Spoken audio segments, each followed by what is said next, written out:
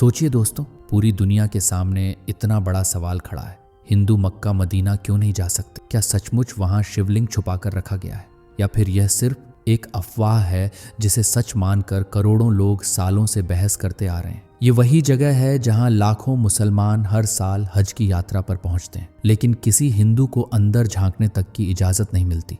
आखिर क्यों? जरा सोचिए, अगर आपके ही भगवान को किसी और धर्म की सबसे पवित्र जगह पर कैद करके रखा गया हो और आपको वहां जाने से रोका जाए, तो आपका दिल कैसे बगावत नहीं करेगा? ये सवाल आपके दिमाग को झकझोर देता है। क्या सचमुच अल्लाह के घर में भगवान शंकर का अस्तित्व छुपा है? लेकिन दोस्तों, सच यही है कि यह सवाल जितना सरल दिखता है उतना ही उलझा हुआ है, और यहीं पर छुपा है इस वीडियो का सबसे बड़ा खुलासा। क्योंकि अगर यह रहस्य सच निकला तो यह न केवल इतिहास की दिशा बदल देगा, बल्कि आपकी आस्था और आपके विश्वास पर भी गहरा असर डालेगा। इसलिए इस वीडियो को मिस करना आपके लिए एक बहुत बड़ा नुकसान होगा, क्योंकि आगे आप जानेंगे क्यों गैर मुस्लिम, चाहे हिंदू हो या ईसाई, मक्का मदीना में कदम नहीं रख सकते, और क्या वाकई वहां कुछ ऐसा छुपा है जिसे दुनिया से छुपाने की कोशिश की गई है। तो दोस्तों, तैयार हो जाइए। ये सफर आपके दिल और दिमाग दोनों को झकझोर देगा, और अगर आप अंत तक हमारे साथ रहे तो आपको वो सच पता चलेगा जिसके बारे में शायद ही कभी किसी ने आपको बताया हो। हिंदू क्यों नहीं जा सकते मक्का मदीना में? दोस्तों, खबर आए दिन हमें सुनने को मिलती है कि मक्का मदीना जैसी पवित्र जगह पर भगवान शंकर को कैद करके रखा गया है। अब इस खबर को सुनकर लोगों के मन में सवाल उठता है कि क्या वाकई ऐसा है, और अगर ऐसा नहीं है तो फिर क्यों यहाँ मुसलमानों की लंबी चौड़ी भीड़ देखने को मिलती है? लेकिन क्या किसी हिंदू को मक्का मदीना के अंदर झांकने तक की इजाजत नहीं है? क्यों कोई हिंदू मक्का मदीना में प्रवेश नहीं कर सकता? दोस्तों, कुछ सवाल हैं जिन्होंने कभी ना कभी आपके दिमाग को भी उलझाया होगा, पर चिंता मत करो, आज हम आपको इन सभी सवालों के जवाब तो देंगे ही, साथ ही यह भी बताएंगे कि मक्का मदीना और भगवान शंकर के बीच आखिर कनेक्शन क्या है। दोस्तों, सच सच बताना, अगर आप सोशल मीडिया चलाते हैं तो आपने भी इस खबर के बारे में सुना होगा कि मुसलमान जिस जगह को अपनी सबसे पवित्र मानते हैं उसके अंदर शिवलिंग मौजूद है, और मुसलमान जिस जगह पर शैतान को पत्थर मारते हैं वह जगह और कुछ नहीं बल्कि भगवान शिव ही हैं, जिन्हें सऊदी के लोगों ने दबाकर रखा है, वह भी कई सालों से। उन्हें लगता है कि अगर कोई हिंदू वहां जाकर उन पर पानी डालेगा तो वे आज़ाद हो जाएंगे, और इसी वजह से किसी भी हिंदू को मक्का मदीना के अंदर नहीं जाने दिया जाता है। दोस्तों, ये वाकई दिमाग हिला देने वाली बात है यह, लेकिन इस बात में कितनी सच्चाई है ये तो आपको हमारी वीडियो में पता चलेगा। उससे पहले हमारा यह जानना ज़रूरी है कि इस मक्का मदीना में भगवान शिव को कैद करके रखने की बात की जाती है, तो आखिर वह क्यों है और क्यों हर मुस्लिम उसे जन्नत की तरफ देता है? दोस्तों, मक्का मदीना सऊदी अरब में मौजूद है, और यह पूरी तरह से इस्लामिक देश है। यहाँ पहली बात तो किसी हिंदू को आसानी से प्रवेश नहीं मिलता, और अगर कोई हिंदू वहाँ चला भी जाए तो उसे सऊदी अरब में दफनाने तक की जगह नहीं दी जाती। यहाँ पेट्रोलियम बहुत अधिक मात्रा में पाया जाता है, इसलिए यह दुनिया भर के विकसित देशों में से एक है। सऊदी अरब की राजधानी रियाद है और यहाँ की करेंसी रियाल है, लेकिन यहाँ की सबसे प्रसिद्ध जगह दो है, मक्का और मदीना। ये दोनों शहर न केवल सऊदी अरब में रहने वाले मुसलमानों के लिए बल्कि दुनिया भर में रहने वाले मुसलमानों के लिए बहुत अहम है। इसकी सबसे बड़ी वजह है कि यहाँ हर साल लाखों की संख्या में मुस्लिम आते हैं। मुसलमान मानते हैं कि यह उनके लिए तीर्थ स्थल की तरह है। जिस तरह हिंदुओं में यह मान्यता है कि 4 धाम की यात्रा करने से इंसान के सारे पाप और दुख दर्द मिट जाते हैं, ठीक उसी तरह इस्लाम धर्म में माना जाता है कि मक्का मदीना जैसे पवित्र स्थान के दर्शन करने के बाद इंसान नेक बंदों में शामिल हो जाता है। यही वजह है कि हर मुसलमान यह चाहता है कि वह ज़िंदगी में कुछ करे या ना करे, लेकिन मरने से पहले एक बार हज की यात्रा ज़रूर करे।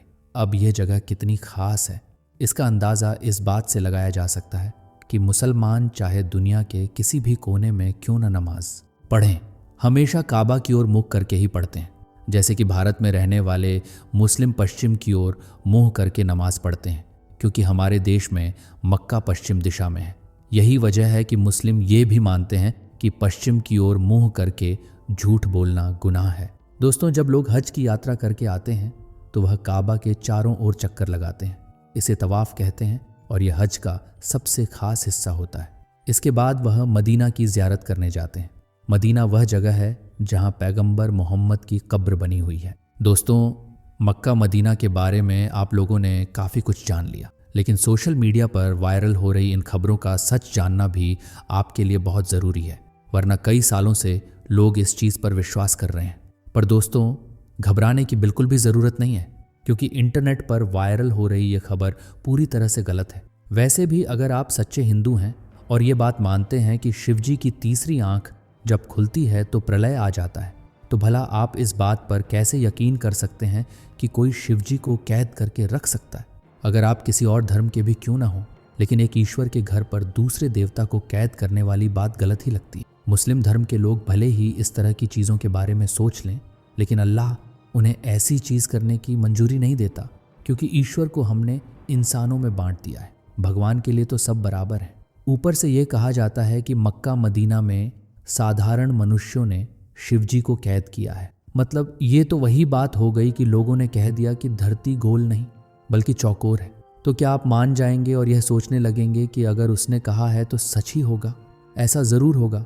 आप दिमाग लगाइए, पूरी दुनिया का विनाश करने वाले भगवान शंकर को कोई कैसे किसी चीज़ में कैद करके रख सकता है? वह अगर चाहें तो चुटकियों में ब्रह्मांड को समाप्त कर दें। ऐसे में भला भगवान शिव को कैद करके रखने वाली बात किसी छोटे बच्चे की बचकानी हरकत से कम नहीं है। अब कई लोग इस बात को नहीं मानते कि वहाँ पर शिवजी को कैद करके रखा गया है, लेकिन ये ज़रूर मानते हैं कि मक्का मदीना में शिवलिंग है। तो हम इस पर भी पुष्टि करते हैं, ऐसा कुछ भी नहीं है। असल में मुसलमान जब हज यात्रा के लिए जाते हैं तो मक्का के पास स्थित एक इमारत में शैतान को पत्थर मारने की रस्म के साथ ही हज की यात्रा पूरी मानी जाती है। शैतान को पत्थर मारने की रस्म कुल 3 दिन की होती है, लेकिन कुर्बानी के पर्व यानी बकरीद के दिन इस रस्म की शुरुआत होने के कारण सभी हज यात्री इसी मौके पर शैतान को पत्थर मारने की रस्म पूरी करने की हसरत रखते हैं। आज की यात्रा पर आए लोग तीसरे दिन वहां मौजूद इन 3 बड़े खंभों को शैतान समझकर उनके ऊपर पत्थर मारते हैं और इस रस्म को करने के साथ हज की यात्रा पूरी हो जाती है। अब कई सारे हिंदुओं का यह कहना है कि यही खंभे शिवलिंग हैं, इनके बीच शिवलिंग स्थापित किया गया है। तो दोस्तों, ऐसा बिल्कुल भी नहीं है, बल्कि इसका सच कुछ और है।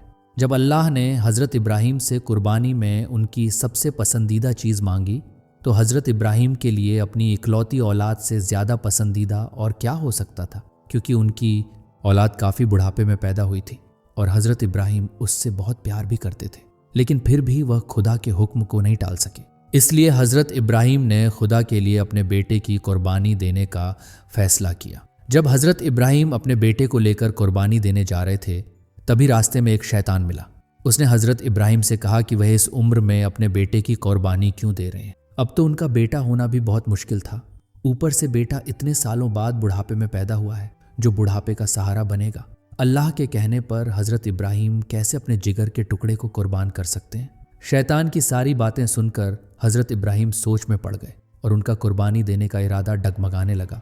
लेकिन फिर उन्हें याद आया कि गलत चीज़ को मान लेना ठीक नहीं है, अल्लाह की फरमाइश सबसे पहले है। इसके बाद हज़रत इब्राहीम कुर्बानी देने चले गए। हज़रत इब्राहीम को लगा कि कुर्बानी देते समय कहीं वह भावनाओं में न बह जाए। यही वजह थी कि कुर्बानी देते हुए उन्होंने अपनी आंखों पर पट्टी बांध ली। लेकिन भला खुदा कैसे किसी के साथ बुरा कर सकता था? वह तो बस हज़रत इब्राहीम की परीक्षा ले रहा था। आदित्य, हज़रत इब्राहीम पूरी तरह से पास हो गए। इसलिए खुदा ने हज़रत इब्राहीम के बेटे की जगह कुर्बानी देने के लिए एक बकरी को खड़ा कर दिया। तभी से बकरीद के दिन बकरे की कुर्बानी देने की परंपरा चली आ रही है। यही वजह है कि हज यात्री जब जानवर की कुर्बानी देते हैं तो उसके बाद शैतान को पत्थर मारने पहुंच जाते हैं, जिसने हज़रत इब्राहीम को भड़काने की कोशिश की थी। इसी पत्थर मारने की रस्म के साथ वे खुदा से यह वादा भी करते हैं कि कोई भी शैतान उन्हें कभी भी बेकार नहीं पाएगा। फिर चाहे वह शैतान बाहर की दुनिया का हो या उनके मन का, वे हमेशा सच्चे दिल से खुदा की इबादत करेंगे। ऐसे में दोस्तों, यह शिवलिंग नहीं बल्कि यह जो 3 खंभे हैं वे शैतान का प्रतीक हैं। इन पर पत्थरों की बरसात करके लोग अपने अंदर के शैतान को मारने की कोशिश करते हैं। इसी वजह से कई लोगों के मन में सवाल आता है कि अगर ऐसा कुछ नहीं है तो वहाँ पर हिंदुओं को क्यों नहीं जाने दिया जाता? तो दोस्तों, यहाँ पर सबसे पहली बात यह है कि सिर्फ हिंदुओं को ही नहीं बल्कि किसी भी गैर मुस्लिम धर्म फिर चाहे वह हिंदू हो, सिख हो, ईसाई हो या कोई और धर्म, अगर वह मुसलमान नहीं है तो उसे काबा के अंदर नहीं जाने दिया जाएगा, क्योंकि ऐसा माना जाता है। अगर कोई मुसलमान नहीं है तो जाहिर सी बात है कि वह सच्चे दिल से अल्लाह पर विश्वास नहीं करता, और जिसने सच्चे दिल से अल्लाह पर विश्वास नहीं किया उसे काबा के अंदर प्रवेश करने की इजाज़त नहीं है। ये अनुमति केवल उन्हीं लोगों को दी जाती है जो बिल्कुल पवित्र मन से अल्लाह को अपना मानते हैं।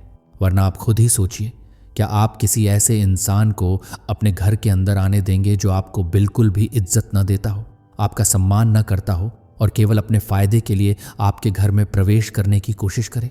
हमें मालूम है ऐसे लोगों को आप दूर से ही भगा देंगे। आप चाहेंगे कि जो कोई भी आपके घर में आए वह कम से कम आपको सम्मान तो करे। ठीक ऐसा ही यहाँ के लोग भी चाहते हैं कि जो कोई भी काबा में प्रवेश करे वह सच्चे दिल से अल्लाह को माने।